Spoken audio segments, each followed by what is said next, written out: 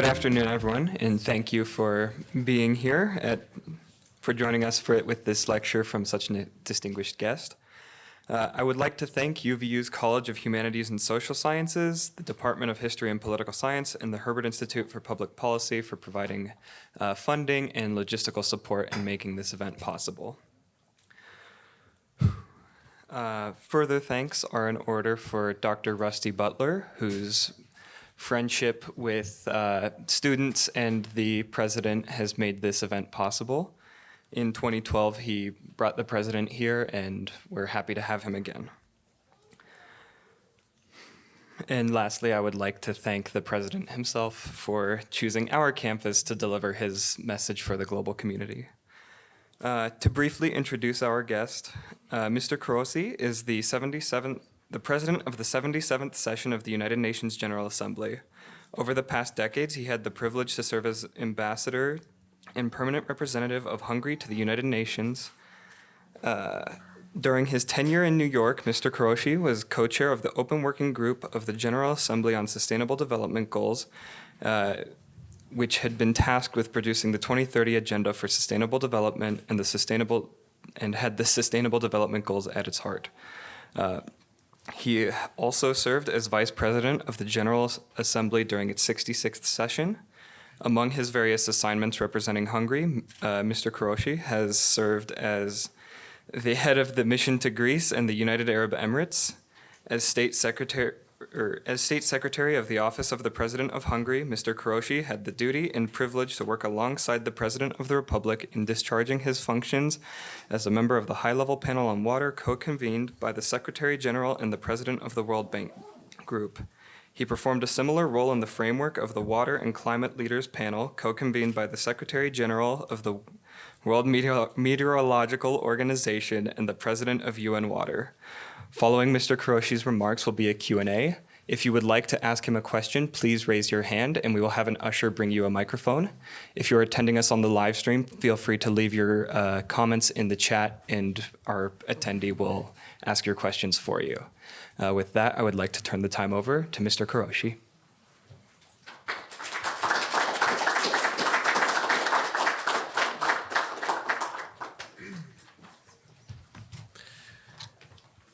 Thank you much indeed for the kind introduction, and thank you indeed for the opportunity to think together with you today. And actually, that's what I would like to offer now.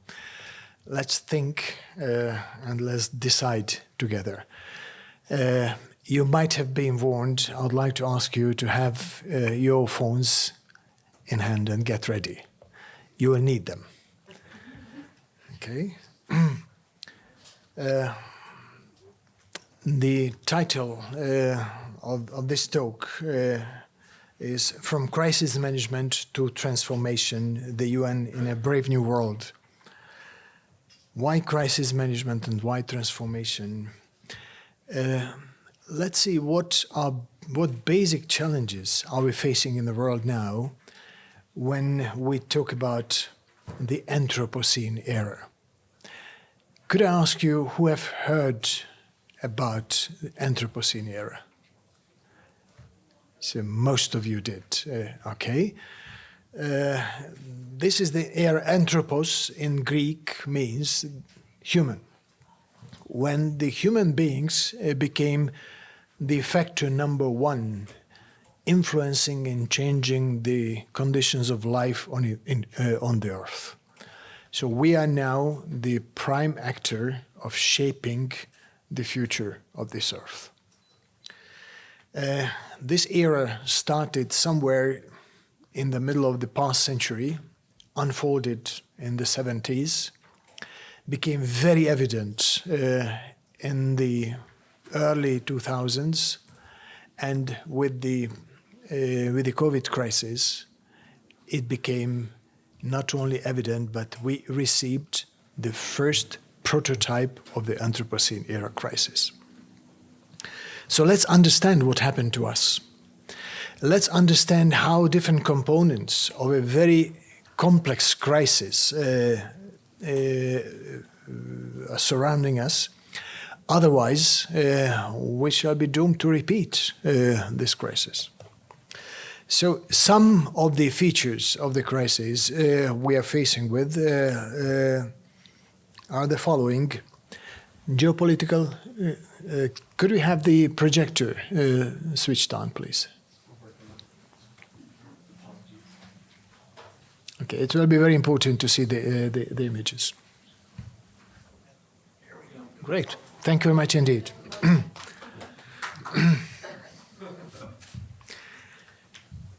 So it's a short image on the history of the Earth, and at the very end, you see that we entered the Anthropocene era, and as I mentioned, we received the prototype of the Anthropocene era crisis, which is a very complex one.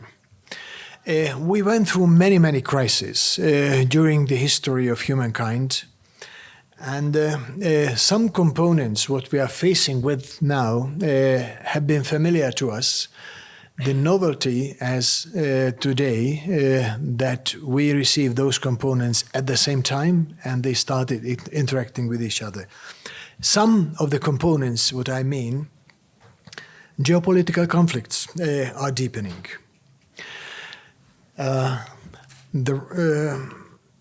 It's also not new. We went through many geopolitical phases, but now let's take very seriously. It's not only a deepening geopolitical divide in the world, but a new world order is in the making.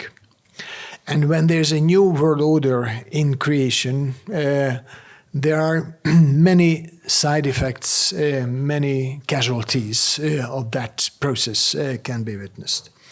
On the other hand, another bunch of a type of complex crisis is approaching us. Most of them are related to the depletion of natural resources. If you wish, from our non-sustainable way of managing the, natural resources. It's a cascading crisis of the unsustainable way of our operations. You are very familiar with the features of the climate crisis, water crisis, food insecurity, a loss of biodiversity, depletion of the ocean's life, acidification of oceans, degradation of soil, degradation of many other resources, pollution. All together, when you combine with the geopolitical conflicts, you have quite a few consequences. What you see in this country as well, an emergence of the number of refugees.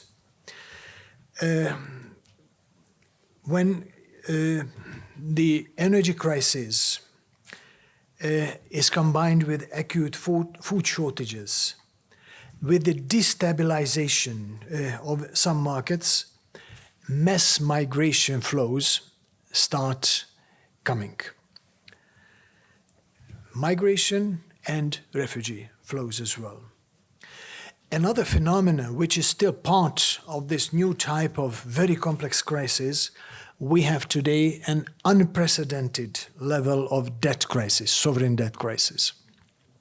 If you combine all the sovereign debts in the world, it is almost twice as high as the GDP of the world. So you may guess that who would pay for these debts. My first bet would be no one. So it has to be slashed. The other one, there will be inflation. And we have the inflation already. And we are talking very actively about the debt relief or the debt reconstruction. 76 countries now, as we speak, it's more than 1/3 of the number of member states of the United Nations are in the red zone. In terms of sovereign debt crisis and budgetary crisis. It means that if in a very short manner this issue cannot be addressed, many of them will go into default, financial default, or collapse completely economically. And the consequences of these collapses might be much, much serious than what we are witnessing today. As a result of all what I've mentioned already, there is a decline of trust, both within countries and among countries. We are witnessing the weakening of established cooperation structures in the world, be it trade, technological cooperation, security cooperation, including the weakening of the arms control regimes. Despite the obvious need that when we go into further, into some critical phases of the depletion of natural resources, this situation is crying for a better global management of global common goods. But in time of the deepening distrust among member states, it's becoming a very difficult task. So, as a consequence of all that, we are witnessing a declining stability in the world, sometimes threatening the very foundations of our political systems and societies. Wars. Wars are raging with all its humanitarian consequences. But the main problem is not only the sheer number of wars. We are having now 27 wars and armed conflicts in the world. It is the highest number since the end of the Cold War. If we look into the nature of these wars and some features of how they operate, there might be some tendencies that you may wish to pay attention to. Between 2001 and 2010, around 5 countries each year suffered from more than one simultaneous war on their territories. So about 5 countries with more than one war on the same territory. Now 15. So it's tripled within 13 years. Wars became more complex. Complex wars are usually more difficult to handle and to put an end to them. When you have only 2 warring sides, it is difficult to iron out a peace arrangement, but when you have 15, 20, it's extremely difficult. Let me just mention you that during the Syrian conflict, it started with a civil war between the regime and a larger community in the south of the country, and then it swept through the country, and very quickly the warring parties became at least 20. When the United Nations tried to send humanitarian aid to different needy communities, the UN had to negotiate the passage of the humanitarian aid through various territories controlled by various groups. Sometimes after 5 to 10 kilometers, yet again a different group. And if you made an arrangement with one group and started negotiating with the other one, when the new deal was made with the second one, the first already stepped out of the deal. And when you had 20 of these, it was almost a mission impossible. Civil wars are becoming more international. In 1991, only 4% of the civil wars involved significant foreign forces. By 2021, it had risen to 48%, 12-fold. As we speak today, it's now over 50%.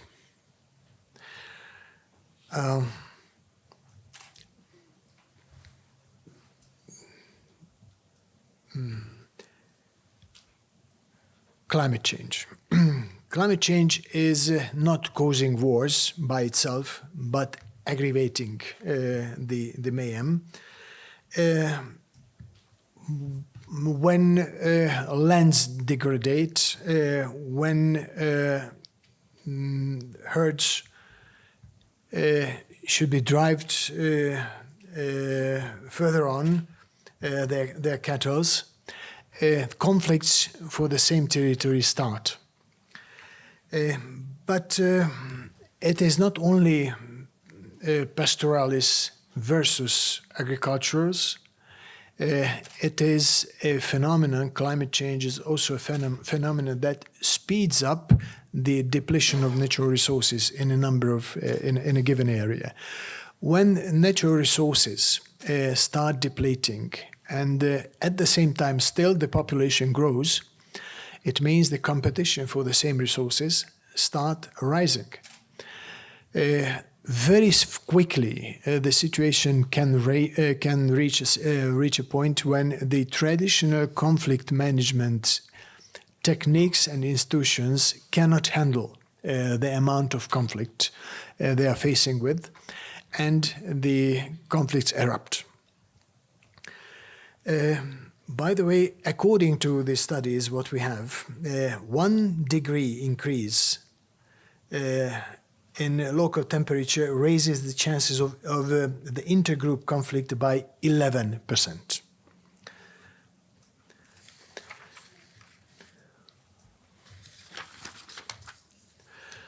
Civil wars in which major rebel forces earn money from illicit drugs or minerals tend to last longer. A week ago or so, I was in Jordan and in some Gulf countries where the negotiations were going on what conditions Syria could be readmitted to the Arab League. One of the big questions, among many others, to take a commitment from the Syrian leadership that they will put an end to drug production and drug export, illegal drug export from Syria to the neighboring countries. It reached such a volume that started destabilizing the neighboring countries. And characteristically, those who are involved in the drug production and drug trafficking are the militias, including the Iranian militias, and the Syrian regime itself.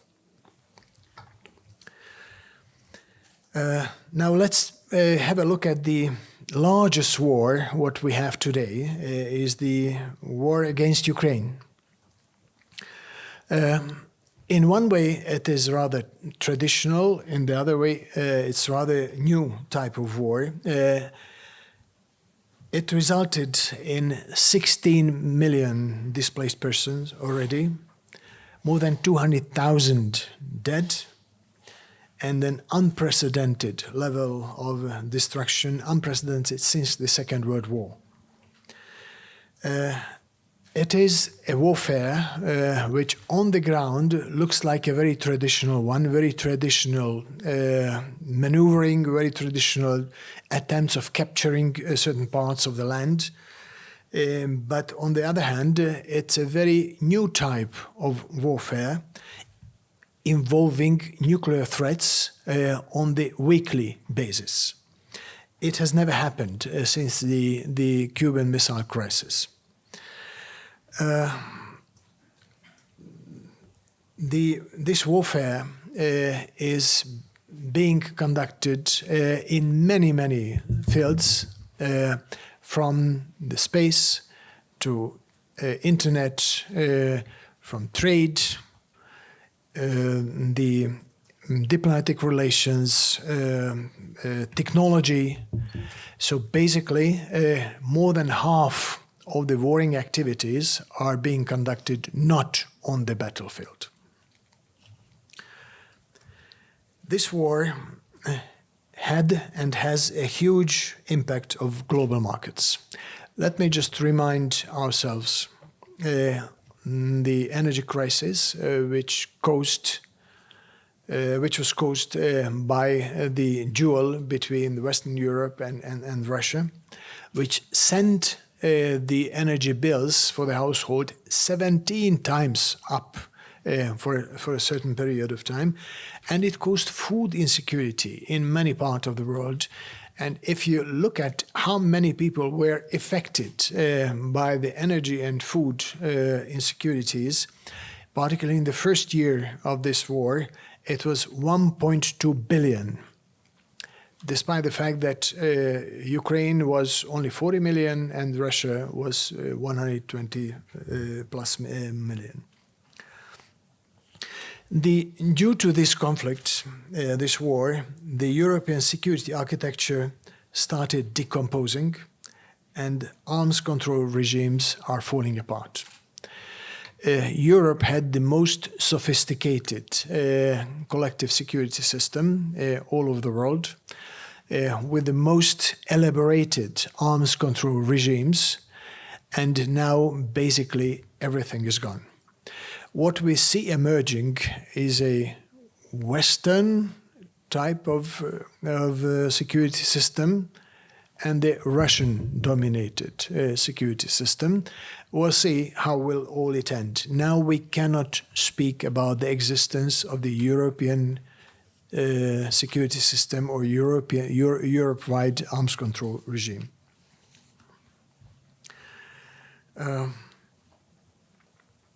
This war has been and is challenging the international law, the UN Charter, and it paralyzed the UN Security Council. When the UN was created, the body that was made responsible for looking after the global peace and security was the UN Security Council. And the 5 members, permanent members of the UN Security Council, are those countries who must pay particular attention and play a pivotal role in securing the world for the future to be in peace and security. And now one of them is the country that attacked its neighbor, and this very country is paralyzing the Security Council. So from the very outset of this conflict, the Security Council was not able to take a single decision on the war against Ukraine. All the debated issues came over to the General Assembly. So we never asked for it, but now the General Assembly is the platform where countries debate and take decision on the Ukrainian war, while taking into consideration, of course, that the GA, General Assembly, does not have the legal power of taking decisions of legally binding nature. It is only the Security Council, it would be only the Security Council that is now paralyzed.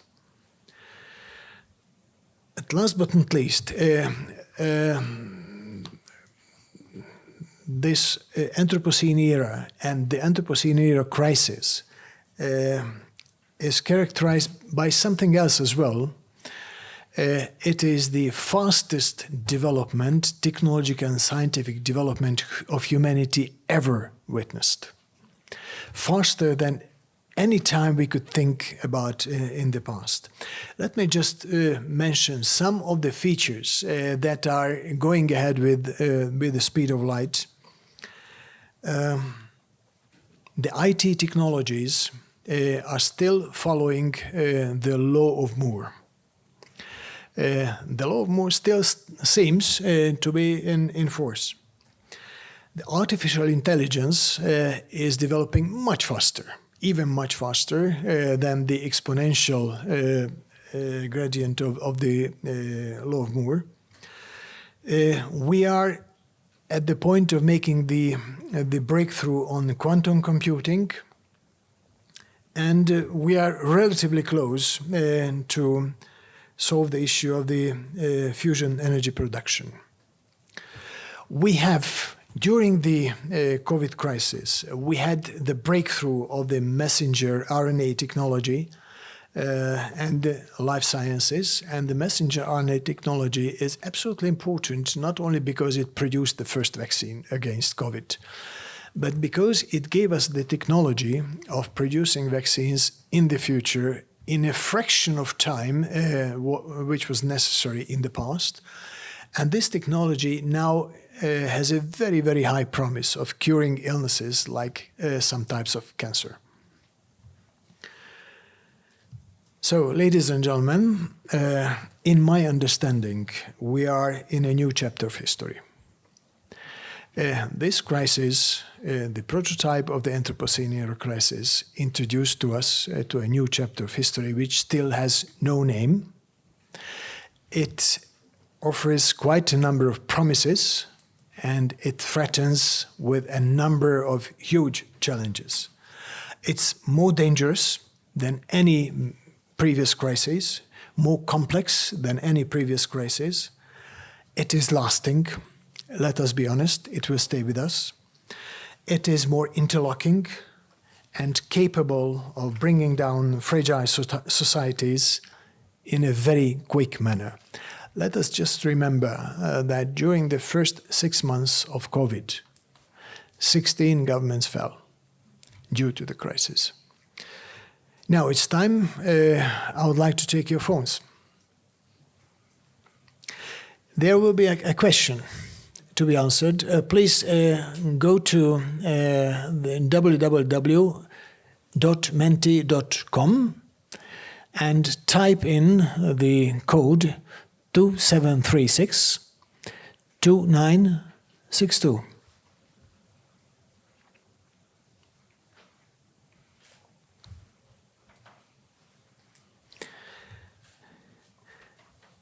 If you could do it, you will see the first question.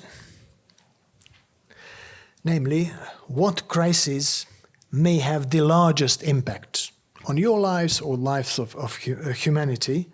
And you will have quite a few options. Please distribute 100 points among these options. You can choose one and give 100, or you can choose all of them, or you can pick some.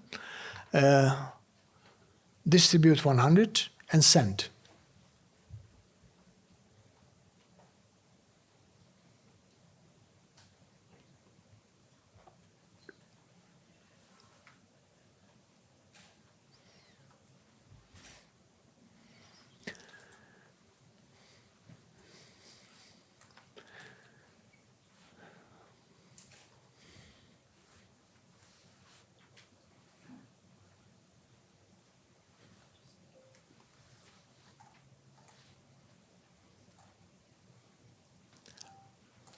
And by the way, those who are following us through internet can do the same.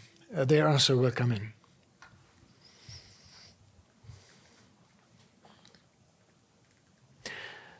We received so far only 18. Can we still keep it open, Paulina? Okay, you can still send your answers. Are there still anybody who would like to send the answer? So everybody has finished. Okay, very good. We have 26 answers, and it is indicating. The answers are coming in very quickly. So the largest impact conflict, according to your opinion, is nuclear conflicts. Actually, it coincides with the analysis of the World Economic Forum. They also believe that it may have the largest impact once it happens. And the second is also coinciding with the observation of the World Economic Forum, the climate change, which has 16% in your calculations. And the international mistrust and lack of cooperation that I can reconfirm from my own experience in the United Nations, it is really, really very deep, a very huge problem. very interesting how you qualified. So far, the question was, what would be the largest impact of the crisis? Now let's turn the question a little bit. The next issue will be, what crisis is most likely to happen according to your calculations or your belief? Nuclear conflicts, new conventional wars, financial meltdown, runaway climate change, sweeping water crisis. Also, please distribute 100 points.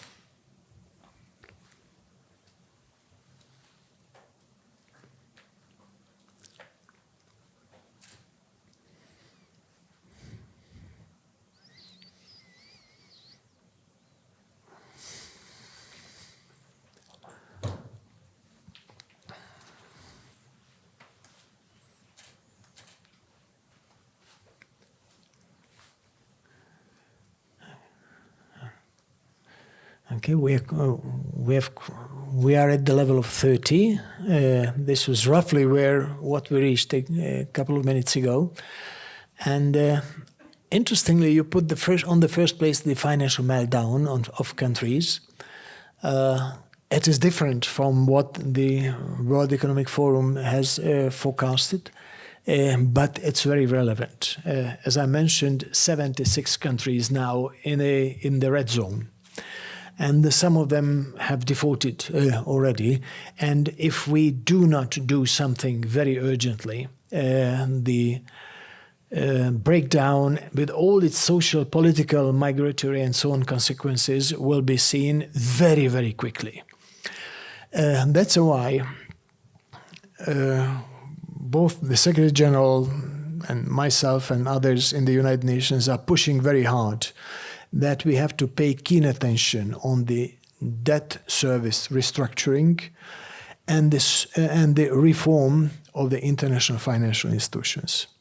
What is the problem with the international financial institutions? What you may know that we created them as part of the Bretton Woods system. But if you look at how they finance development and what projects do they finance, more than half of the projects are still have nothing to do with sustainable development. So basically, we, with our own money, our own institutions are still contributing to the Anthropocene era crisis that has resulted in some of the debt issues and some of the meltdown issues of the natural resources. And we believe that the strategies of the multinational development banks should be brought in accordance with the sustainability transformation countries agreed upon 7 years ago. The same countries that are owning the international development banks. So what is the UN role in this case, in this complex crisis? The United Nations is mirroring the state of affairs in the world. So you find all those differences and all those challenges that... now we are still not voting. Sorry. Okay.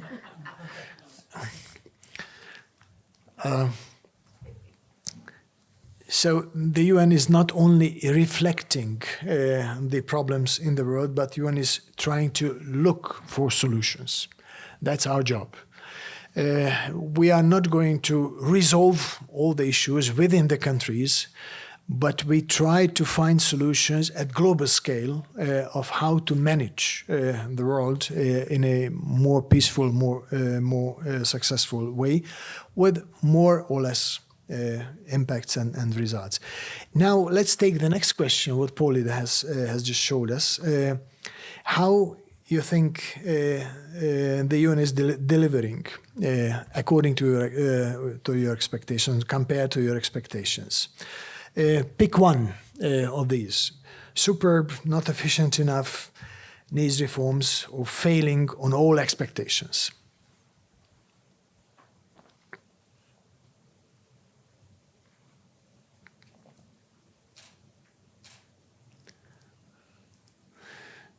Okay, so we have two competing chapters, needs reform or not efficient enough.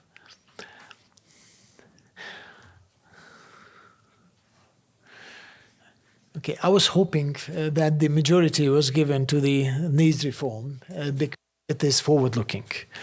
The not efficient enough, it's a little bit backward-looking and stating the otherwise clear and true state of affairs in the United Nations. But if you combine these two, not efficient enough and needs reforms, it gives you a clear indication what we see now and where we should be heading. Therefore, we are in the middle of a very, very big transformation in the United Nations. But before going to that transformation, I have another question for you to answer.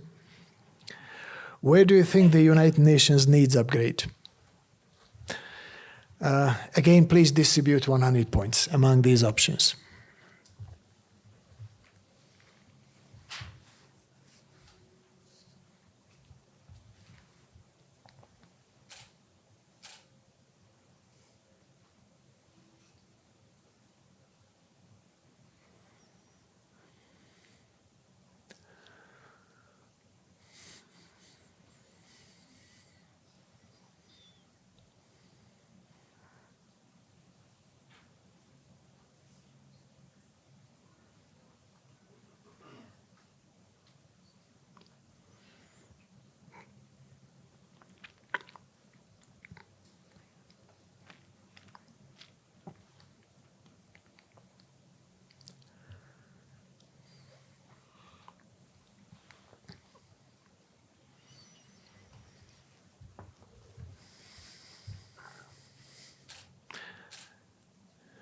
So I acknowledge this is a very complex question, and sorry for putting you into a difficult situation to answer. But these are the issues we are facing, these issues on a daily basis in our daily practice. Okay, we are at the level of 35. Roughly, it could be close to the result. So most of you gave your preference to accountability. The second is building trust, and the third one is improving collaboration. Let me just comment on one or two of your answers. I agree that accountability must be very, very high on the agenda in any organization, be them national or international organizations. Could I still tweak it a little bit? We used to speak in terms of rights, human rights, right to clean environment, right to water, right to food, right to health, education, and so on. Do we envisage our responsibilities on the same level? Are we speaking about rights and responsibilities?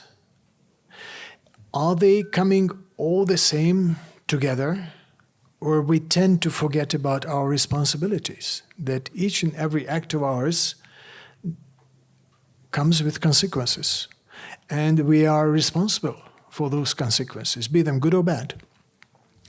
The second, when we talk about accountability, it means that what I mentioned in the case of the Security Council, if you are tasked to be responsible for the world peace and security, and you basically block the international efforts for restoring peace and security, it's a huge issue of accountability. And it is one of the reasons we have to reform the Security Council. And it's underway now, but it will be a very, very long process. Let me also draw one more moment. I was a bit surprised that in a university, the data-based action did not get more attention. In a time of complex crisis, how you take your decisions, which obviously must be integrated decisions, how you base your deliberations. It should be based, in my understanding, on evidence. Otherwise, if we try to create a common ground based on ideology or politics, then the agreement will be very short-lived, or there will be no agreement. But as the moment you start building your deliberations on verifiable data, then at least the point of departure will be clear. And in my understanding, the verification or the validation of the implementation should be based on clear data. But anyway, thank you much indeed. It was very interesting. So we have this very complex crisis in front of us in the world, in the United Nations. We have the appeal that we have to do something. My motto, the motto of my presidency was and is solutions through solidarity, sustainability, and science. That's, if you wish, an abbreviated program, which my ticket, I was elected as a president. What does it mean? Solutions. In the UN and in the world, we have many goals, many agreements. Goals, you know these ones, the Sustainable Development Goals. We have goals related to the biodiversity preservation. We have goals related to ocean. Now we have goals related to water resources. We have goals related to the disaster risk reductions, and we have many agreements. So we are not that short of very good ideas and very good goals. What we are short of implementation. We don't deliver on our own goals. So therefore, it is time for solutions. Solidarity. Inequalities in the world are huge, and they still keep growing.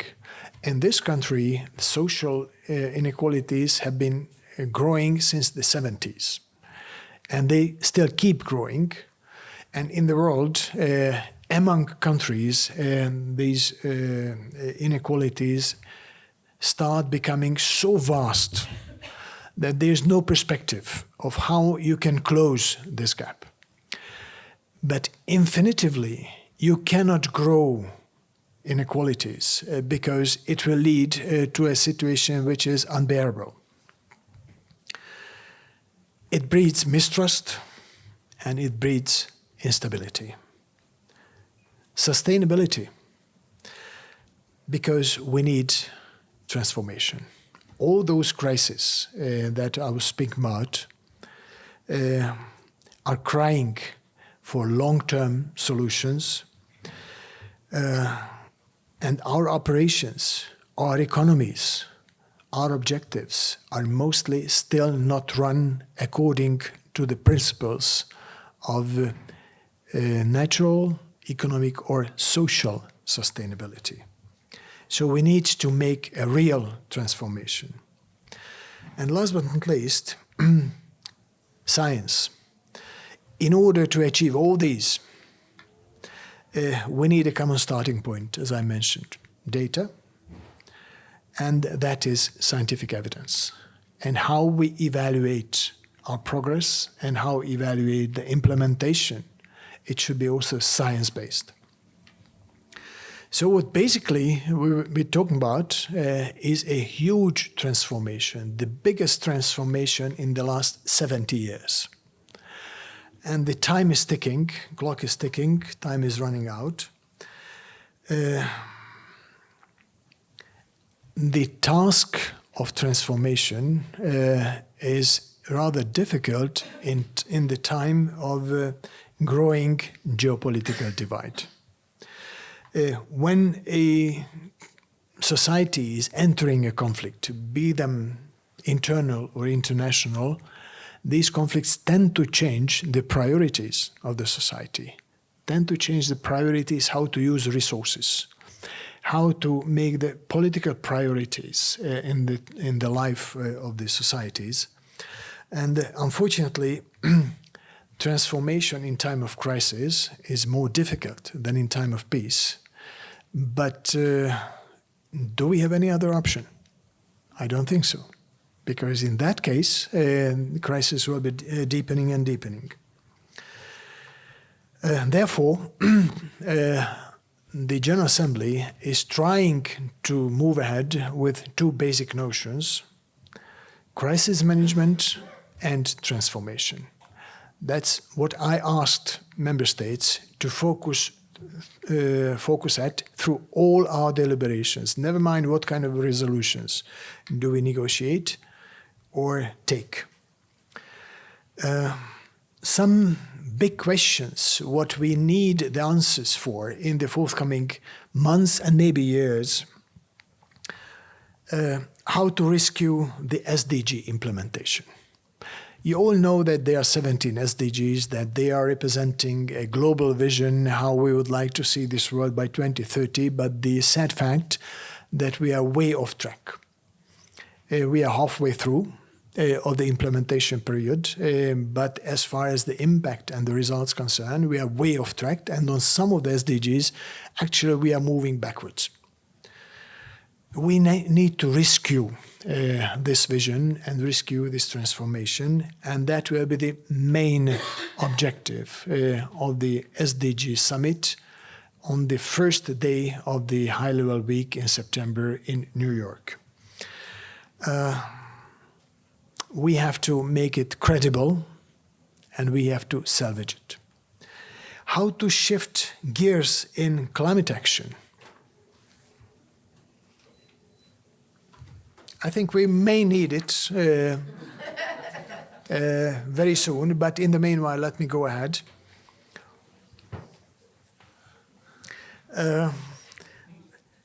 With climate action, we have a Paris Agreement where we took commitments that we will not allow global warming going beyond 2 Celsius compared to the level of industrial revolution, and if possible, not allowing to rise more than 1.5 Celsius. The trajectory we are on is about 3 Celsius by the end of the century. It means a runaway climate change. And the consequences of the runaway climate change are already more serious than any earlier predictions were. How to implement the outcome of the Breakthrough Water Conference. In March, we had the first water conference since 1977, and it became a breakthrough event. It could deliver on the very complex agenda. It could deliver with real game changers, and it could return the hope that we can come out of the water crisis and we can save millions of lives, but now we have to turn it into action.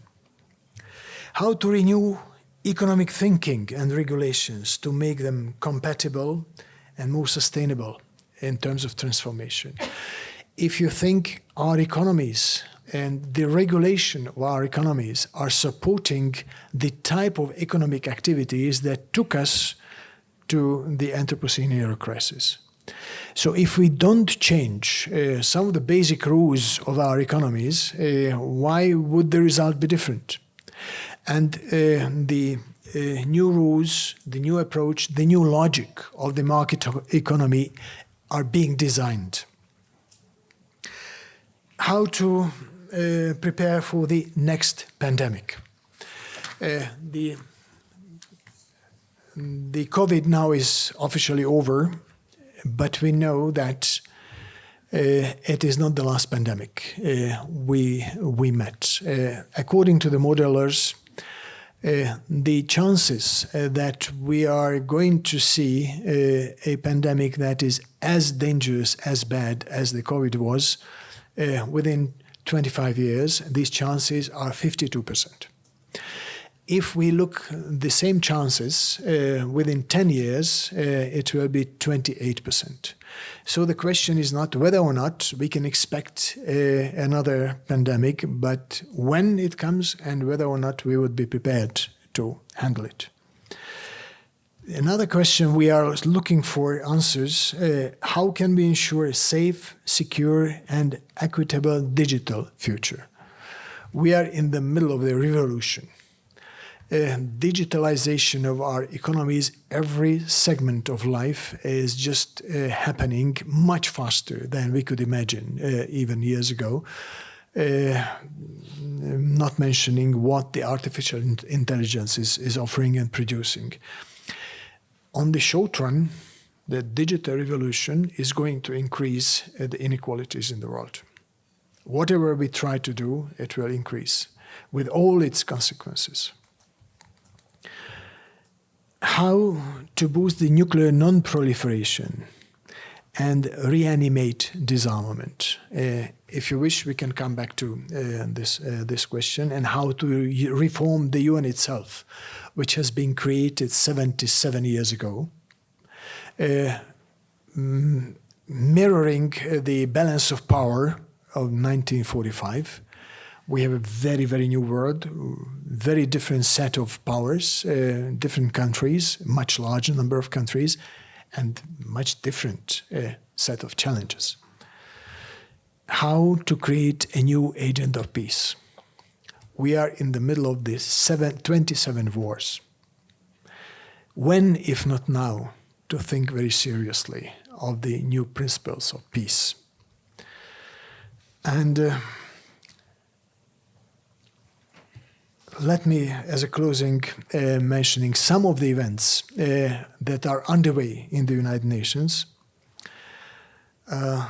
We have regular science briefings organized for the membership in order to help them embracing the scientific evidence and take into the foundation of our thinking, creating a common knowledge base. We organized science briefings on economics, new economics of water, how to integrate water-climate issues, how water and climate affect conflicts and cooperation, how to create early warning for pandemic preparedness, and how to get our health system more capable of handling future challenges. Another avenue where we made a breakthrough, as I mentioned, it was the UN Water Conference. After 46 years ago, we have now a water action agenda and 9 game changers. If we can implement those 9 game changers and honor our commitments in the framework of the water action agenda, then it will be a different world. There are 16 negotiating tracks going on in the General Assembly. 3 of them are health-related, and there will be 3 high-level meetings during the September high-level week on tuberculosis, pandemic preparedness, and universal health coverage. In 2-3 days' time, actually, as soon as I return back to New York, we are going to have on the disaster risk reduction the midterm review of the so-called Sendai framework. It means we have to learn better how to integrate the disaster risk reduction into our planning activities and financing and investment policies. We're also working on and negotiating how to better finance development. And last but not least, we are going to create a global digital compact, which will be hopefully ready by September 2024. And I hope sooner or later we're going to have a declaration on future generations. It's about rights and responsibilities. Last but not least, with some of the faculty members during the luncheon, we slightly touched upon the so-called going beyond GDP. the sad fact that though we have goals, we have programs, we have intentions how to make the transformation for a more sustainable world, we don't have an agreed science-based methodology of how to measure transformation. We can measure certain parts of it, but we do not have the measurement of the transformation. And if you are asked, are we really making progress on measurement, on transformation? The honest answer is, well, we don't know. We have some educated guesses, but we don't have the science-based methodology. That's what we are trying to create now. I hope it will be ready, if not to the SDG summit, to my great regret, then shortly after, and certainly before the Summit of the Future, to be staged in September 2024. On this note, let me give you the last, more optimistic message. This world can be changed. This world will be saved. Transformation is possible. We know the main avenues of transformation. We have most of the technologies necessary for the transformation, and we have the capital for the transformation. What we really need is scientific support and the political will. And for the first, I came to you. Please be on board. Thank you very much.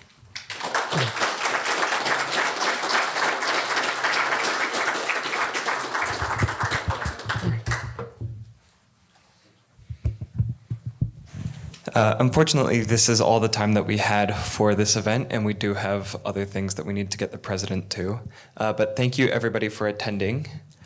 We will be having a reception at 5:30, just in that room over there, CB 511, and all of you are welcome to attend that as well.